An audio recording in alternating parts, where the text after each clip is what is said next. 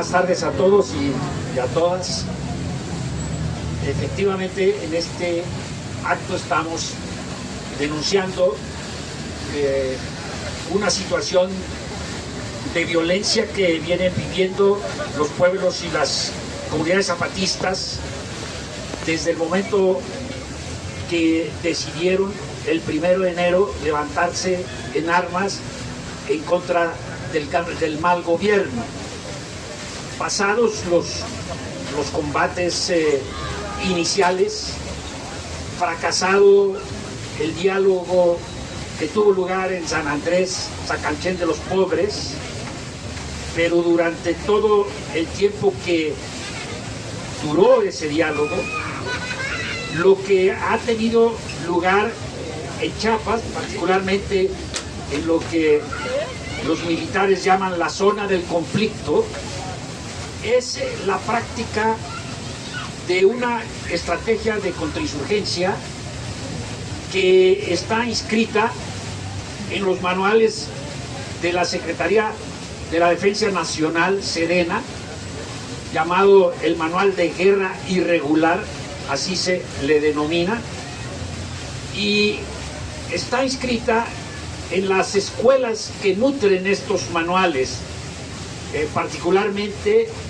muchos de los militares que participaron en la guerra inicial, como Renán Castillo, por ejemplo, estudiaron en la Escuela de Panamá, la Escuela de las Américas, que los Estados Unidos establecieron ahí para endoctrinar, preparar militarmente a militares, entre otros latinoamericanos. La estructura de la guerra de contrainsurgencia se fundamenta, de acuerdo a todos estos manuales, en diversos mecanismos que trataré de describir de tal forma que se entienda qué es lo que ocurre. Primero, ellos tienen lo que llaman saturación del teatro de la guerra. Esto es, mandar a Chiapas, por ejemplo, miles de soldados. De hecho, durante un tiempo estuvieron más de 30,000 efectivos de Sedena en tan solo 5 municipios. Se ha mantenido Chiapas como el estado donde más efectivos militares hay. Entonces, saturar el teatro de la guerra. Y en segundo lugar, Sedena tiene una visión de lo que podría ser considerado la participación de civiles armados afines al gobierno. Y en ese sentido entra todo lo que tiene que ver con el paramilitarismo. El paramilitarismo no es más que la preparación, equipamiento, entrenamiento de grupos armados en el terreno que son utilizados por el Estado contrainsurgente contra movimientos que consideran ellos de peligro de los intereses del Estado. De hecho, cuando estuve en la Comisión de Concordia y Pacificación y me tocó tratar a los militares, ellos nunca utilizaron el término de Ejército Zapatista de Liberación Nacional. Decían que ejército solo hay uno, el ejército mexicano, sino que usaban el término los subversivos. Entonces, la saturación del teatro de la guerra es una, y por el otro lado, en sus manuales, ellos dicen que así como Mao recomendaba, es decir, Mao decía de que el pueblo es como el agua de los guerrilleros. Entonces, estos intelectuales de la contrainsurgencia dicen, no solamente hay que quitar el agua a los peces que son los guerrilleros, sino hay que meter peces más bravos.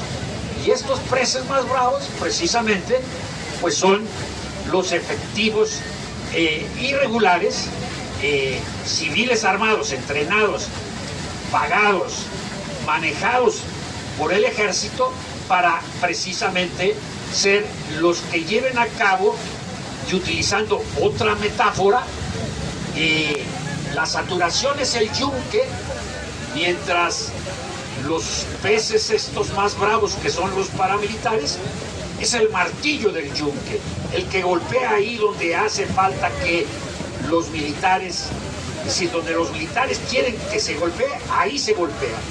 Actial, por ejemplo. ¿Por qué Actial? Pues porque los militares vieron que había que poner un ejemplo de comunidades como las abejas, que se consideraban hasta cierto punto apoyadoras de sus hermanos zapatistas, pero que no habían entrado al movimiento. Entonces Actial fue, cualquiera que entre con los zapatistas le va a ocurrir lo que ocurrió en Actial. Y en Actial fue, y hay que decirlo, no solamente fue una masacre inhumana, sino algo que planteaba Alicia de un ejercicio de sedicia y de violencia verdaderamente que no podemos imaginar, deshumanizada total. Y no sé si sepan ustedes que en Actial, voy a usar un término, solo se mató a 9 hombres, porque las demás víctimas eran cerca de 30 y pico de mujeres y el resto eran niños y niñas. 4 de las mujeres estaban embarazadas, sufrieron que con la bayoneta sacaran los fetos de estas mujeres. O sea, fue uno de los primeros feminicidios en masa que se llevan a cabo por parte del Estado. Esto se llama crimen de Estado y lesa humanidad, que no se olvida, que no proscribe, que no hay que olvidar, que no hay que acallar, que no hay que difuminar. Además de lo ya descrito de la utilización de estos peces bravos que hacen esta tareas sucias que el Estado mexicano quiere rechazar, rehuir.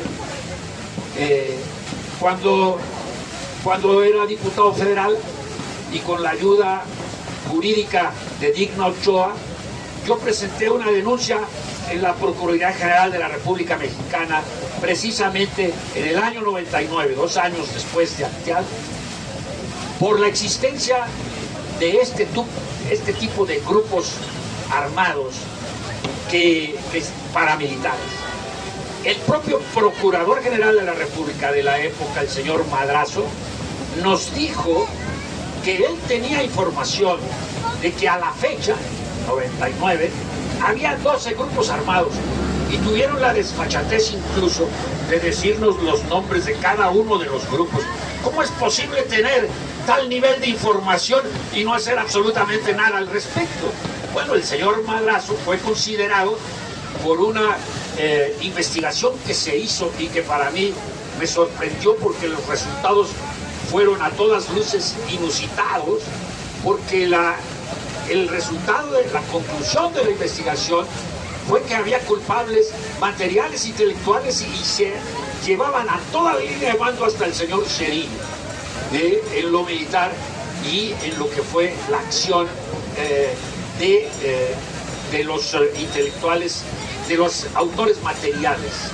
Sobre este acontecimiento hay que mencionar también otra escuela, le llamo a esto así con comillas, otra corriente de contrainsurgencia, que es la guatemalteca, en donde hubo 30, 40 años de guerra contrainsurgente y en donde se utilizó en esa mestizocracia guatemalteca, se dijo que el indio mate al indio. Y entonces los grupos contrainsurgentes guatemaltecos en su gran mayoría eran conformados por indígenas. En Actial no actuó un solo mestizo, todos eran indígenas. O sea, matan hermanos contra hermanos para también poner ese elemento de fragmentación de las comunidades. Entonces, cuando sigue prosperando esta guerra de contrainsurgencia con sus ires y venires, y a partir de la ruptura del diálogo y de la entrada del ejército zapatista que midió las consecuencias, ¿nos entrenamos para la guerra o nos vamos hacia la construcción de autonomías? Y ellos nos dicen, optamos por la construcción de autonomías, sin dejar las armas, pero optamos por la construcción de autonomías. Y es ahí donde evidentemente está el otro lado de la medalla de la contrainsurgencia, a la que Alicia ya se refirió. ¿Por qué tanto odio? ¿Por qué tanta violencia contra nuestros hermanos? Pues precisamente por lo que significa la actual etapa de acumulación capitalista, ¿verdad? En donde ya no es, como decía la camarada Luxemburgo, socialismo o barbarie. Estamos viviendo hoy la opción entre la vida y la muerte, porque ya no nos dejan otra opción. Es la vida o la muerte. Fíjense ustedes este relato extraordinario de esos niños que sobrevivieron en el accidente de aviación por cerca de 40 días. ¿Por qué sobrevivieron en Colombia un accidente de aviación donde murió la madre de una avioneta y quedaron vivos 3 niños? La más grande de 13 años, ¿quién fue? Y el más chiquito de 1 año. ¿Por qué sobrevivieron? Pues porque estos niños eran de una comunidad indígena. Y la niña de 13 años en la selva alimentó a sus hermanitos y los mantuvo vivos durante 45 días, que creo que duró hasta que los encontraron. Esto nos da pie a que sin esencialismo ni etnicismos, nosotros reflexionemos sobre lo que significa esta opción de vida, autonomía, de estar anclado en la tierra a tal manera que puede uno sobrevivir a las peores desgracias, como ocurrió con estos niños.